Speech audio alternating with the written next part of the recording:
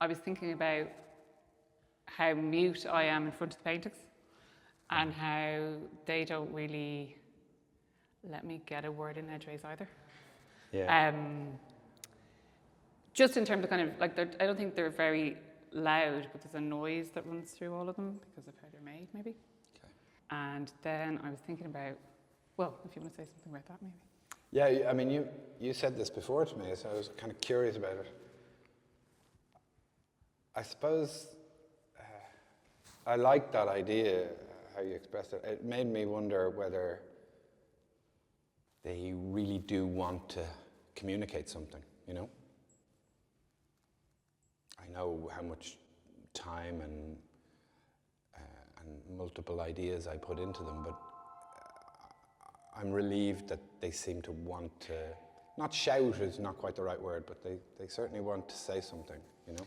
I think for me, it's not even that there's like an overall, we talked about the Gestalt thing and the overall, the all-over painting thing. But it's more like when I was in the studio and I had the extra thing of listening to you, that I kind of realized that the painting or the information that there's just such an information overload. Okay. That when I'm jumping, my body is moving around them, like. Okay. And your voice is moving around them. Okay. Literally and in your head as well from the paintings. And then something happens that stops you kind of having a translation or a reaction through words, maybe from. Right. And then there are words in them. Yeah.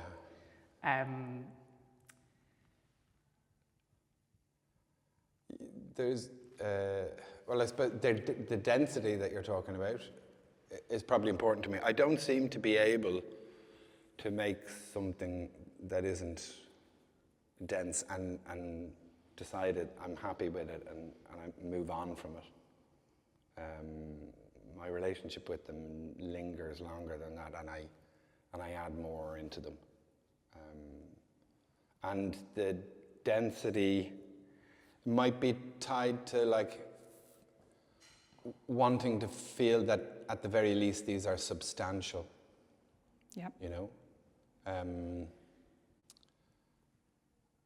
There's loads of things in my life I like to be very simple, and where you're pairing one thing with another.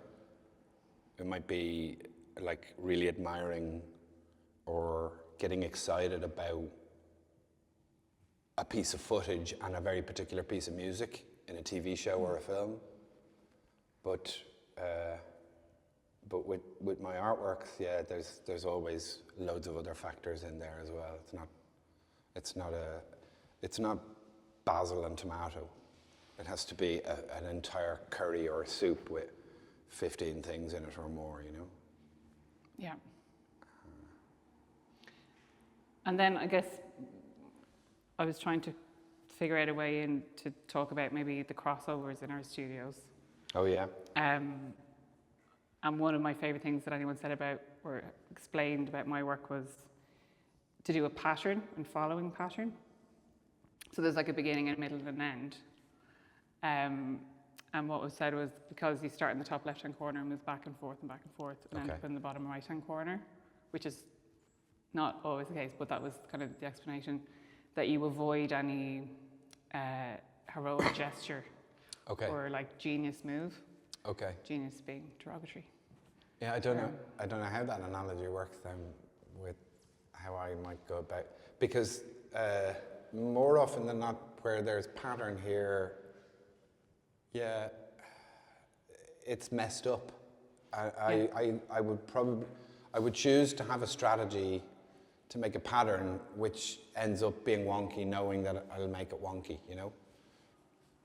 It's a funny one though, because, well, the idea of pattern is here anyway, in that, like, in a more general sense of the word, like the show is called Pareidolia, and it's about seeing pattern in randomness anyway. And I like I don't like that, I mean, I don't love that from a purely scientific point of view, a strict definition of it, but as alluded to in the text that I wrote for the show, it is a general sense of seeing pattern, i.e. sense, logic, something that one leads to the other in everything, you know. We're seeing something in the middle of it. Seeing something in all this stuff.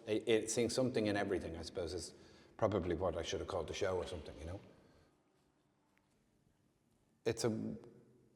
I read about a book that's very important to me recently called Austerlitz by Sebald.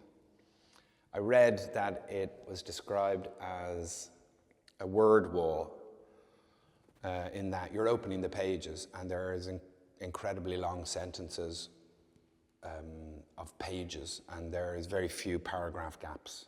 So at any given point in the book, there's very few breaks in the novel at all. And at any given point in that, you can open at any page and you're just left with block of solid text.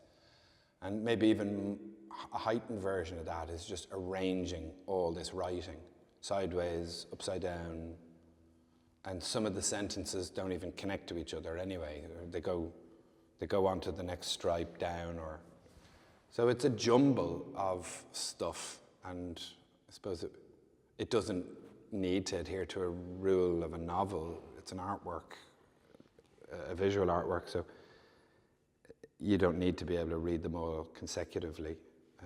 You could jump around because they're basically all jumbled up in terms of in my head anyway. You know, stuff that seemed important to make a note of, or other artists, you know.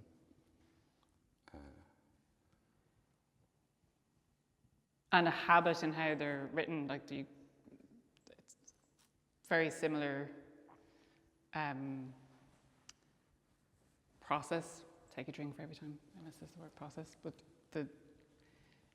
you would use, you know, that you're not making them at the same time.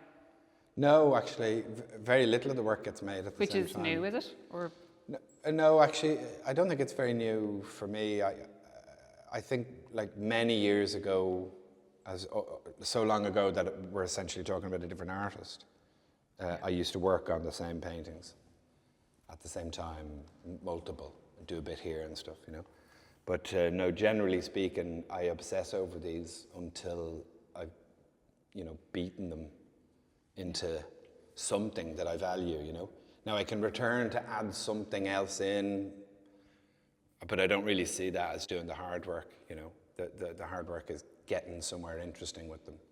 And yeah, I'd stick with them, you know. So like each of these had a stint in my kitchen where they came into fruition. Now, before I packaged or transported that painting, I needed to do a thing that I had as an idea to it. But that had, if I showed you what it looked like before I did that thing, you might not, it would be like spot the difference in a kid's colouring book or something, you know. You wouldn't see it. It's just something that it was important that I needed to add. So no, I'll obsess over them until they're interesting to me, and then I can I'm relieved then that I've managed to make something worthwhile as far as I'm concerned, and then I'll get busy starting something else, you know. It's kind of like the Thatcher effect. Have you seen that? No. Where they had a photo of Margaret Thatcher. Oh yeah. And then a second photo of her. Okay. So she looks like herself in the first one, and then the second one they've turned her mouth and this is right, yeah. Nose. I do know what you're talking or about. Or eyes yeah. upside down. And she's upside down, but because she's upside down, you don't realise that You in don't. that one. No, you have to turn both of them upside down. That's right. Yeah. Okay. Yeah. Something that's you don't see. And you can't see them. Yeah. Yeah. Yeah. Well, I did. I had a word written across the top, and that word was I don't know, nearly 7 inches higher. But I knew that was the top of the painting. So the word was being lost, but the idea of having that word nausea written across the top was very important to me. And I liked the way I did it. I kind of did it at the end of working on it one night, and I did it upside down with a cotton bud. It was a way of making a note for myself that this painting's getting interesting because it's starting to become about me and my body and various illnesses and stuff. And we'd been talking earlier about how I like to faint and I have a problem with needles. And this is all about the kind of wooziness and the lack of control over your own body that happens with nausea, with fainting, with problems, illness.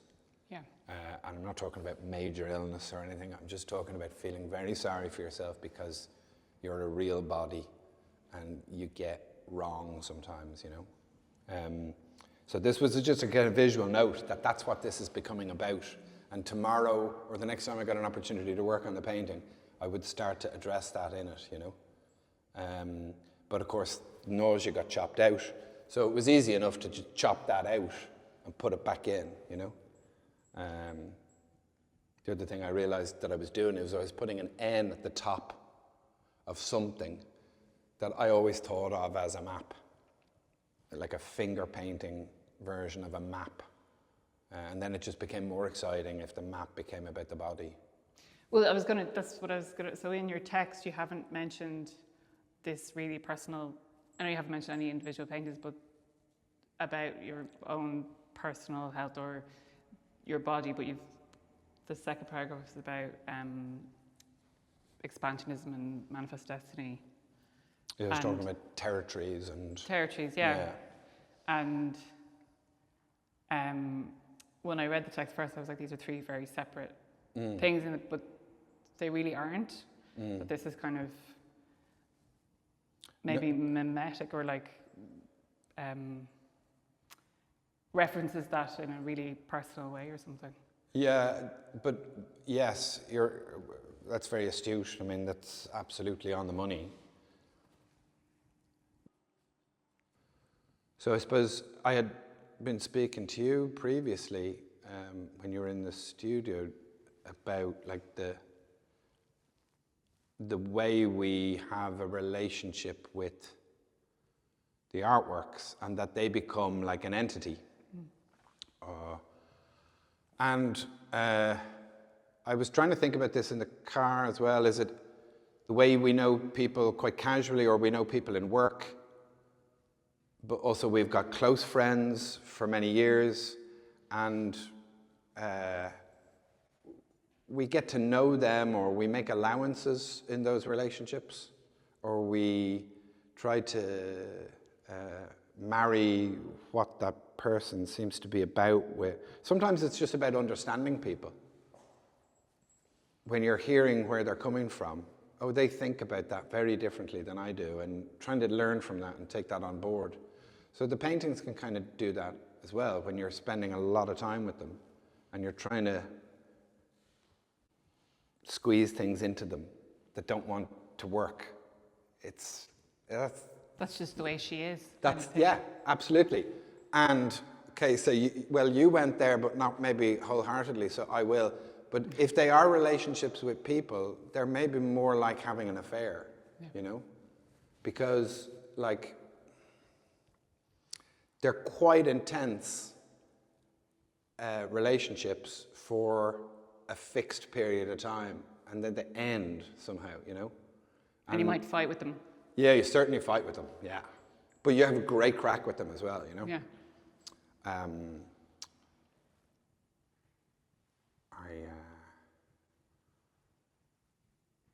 I should probably publicly acknowledge I've not had an affair, but yeah, it's what I'd imagine could happen,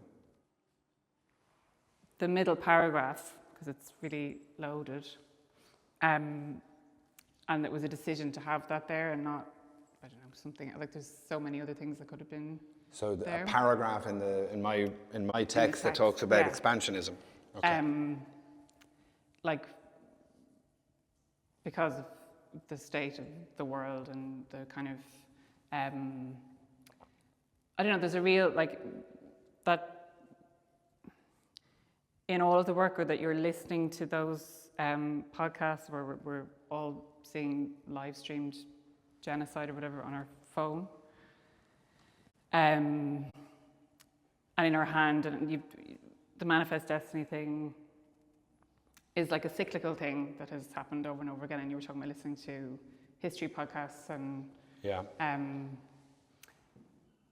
to try and get an understanding or a reading on the world, maybe. And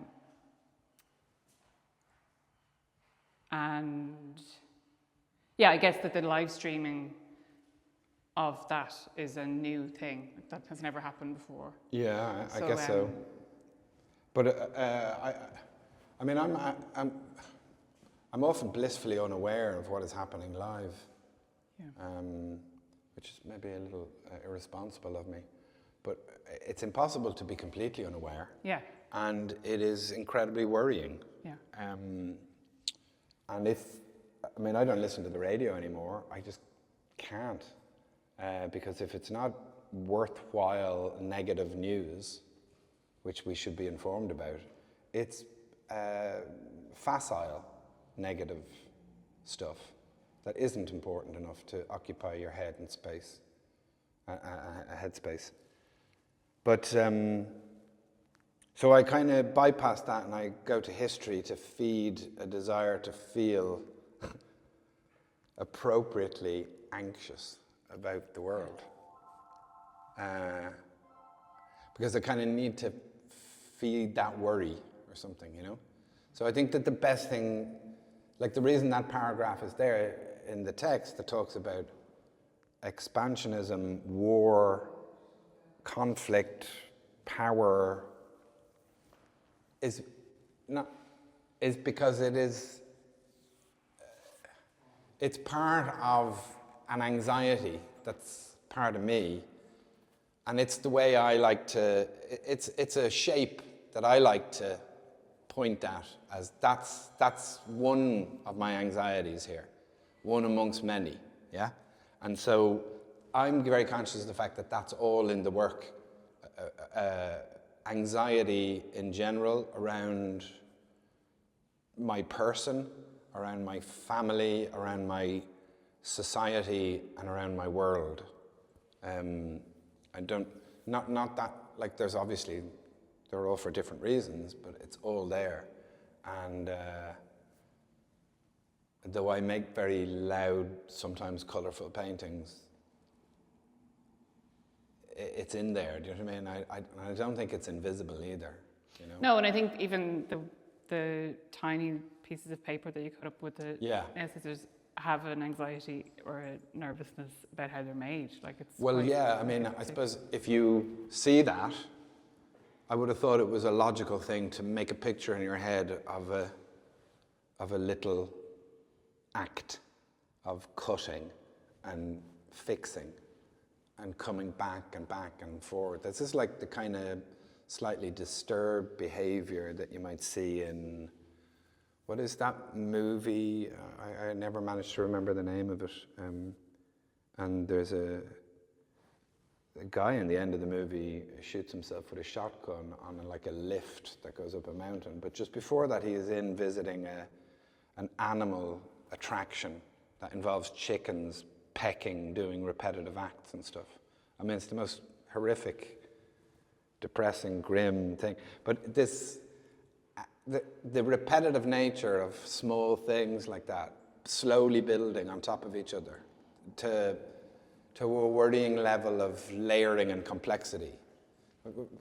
This is an entirely anxious psychological state to be in or something, you know? I mean, I can identify. Yeah. There's sometimes a real vitality and a freshness about artwork that you could be making, and that you could really kill that by finessing it, you know? Or finishing it. Finishing it, yeah. Well, you used two words in your text that I was laughing at. When you were talking about brushes. Oh, yeah. And you didn't want them, you know, it often looks too smooth or joins together too seamlessly. Yeah, what did that mean to you? You're not too keen on brushes yourself? No. Yeah. Yeah, maybe they're too final. Maybe, yeah. Maybe they're part of the paraphernalia of what I'd like to be disconnected from a little bit, which is like a more conventional sense of painting or something, you know. Or a Maybe- knowingness, like it's the Yeah. thing of I'm able to do that. There's, do you know what? Like what I'm very happy to admit is that there's a finish. Then, like that sense of the word. When you put a finish on something, and it's connected to like professionalism, you know, or something. Is that? Packaging it, or Yeah, yeah, a these are all series of things as well. So maybe? you're going to do. We're getting into how I really feel. So I'm not going to do a great job of explaining it with words. The paintings will probably do a better job than I will. So the paintings tend not to have any bits in them that are particularly skillfully put together. Maybe that's why I stuck bits of Charlotte's, my daughter's paintings into them. Or they appeal to me or something, you know. Yeah, and I think that's why I've sent you the Hatred of the Object text, the Philip de Barlow one. Oh yeah. Because, well, she says lots of things in that text, but one of them is that she's moving from the grim studio to the, I don't know what she calls it, experimental studio maybe. So it's this idea of getting rid of all of the things that you've learned.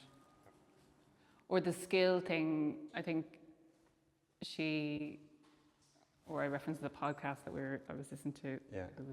they were talking about that text. And there was something about going toward craft or going towards scale or going towards something that's well made, Yeah. being kind of needy, Yeah. or a bit too sure of itself or something maybe. Yeah. There is one thing I wanted to maybe talk about, which is the expression that you can't polish a turd. Did we talk about this before, you No. and I? Maybe one of your paintings did though. I maybe, yeah. Well, I used to I have put little paintings that I've made in the past of dog poos in my life that I've recorded into a previous painting in this gallery. But yeah, no, there's other poos. I've tried to put other poos into things. But no, just as an idea, that expression has always kind of interested me because I'm kind of interested in decoration, and I don't know, is it glamour that I'm interested in, or is it the beautification maybe of a thing, or the extra elements that you can adhere on or something. And that's all about additive making. And I think about that expression a lot when I'm looking at my own work and I'm in the process of making it, you know, because it's like you kind of can polish a turd, you know, you can just keep making it better or chipping away at it. And that's, weirdly, I'm all over the place in my head now, but I'm darting back and forth. But that is also bringing me back to teaching, where I try to communicate with students that when they're talking about making a drawing or anything they might do in the studio, that art making maybe doesn't have to be, and often isn't, an act of genius that one has or hasn't, that capacity or ability. And the way I usually express it for them is I try to say that this is not Hogwarts and you're not Harry Potter. It's not something that you are able to do because you're magic, and you can go up to something and do a thing and then stand back from it and admire it, and it's amazing. My teaching is through kind of chipping away at ideas. Yeah. Their good drawing that gives them a feeling of reward or that they're proud of is usually a result of working very hard through lots of concentration, chipping away at something. And my paintings are similarly built up by tapping away at them, you know, getting at them constantly, not leaving them alone, you know. So they're like anti-genius paintings or something, you know. Yeah. More about hard work than talent. So Claire Dederer, do you know who Claire Dederer is? Yeah. She would say that genius is the term we give to someone or the things that they make when we don't want to give any explanation for it. Oh, right, okay. And they would always, at a certain point, will always get out of jail free cards. Okay. You're not getting out of jail free. Yeah, I like that. Yeah, I like that idea.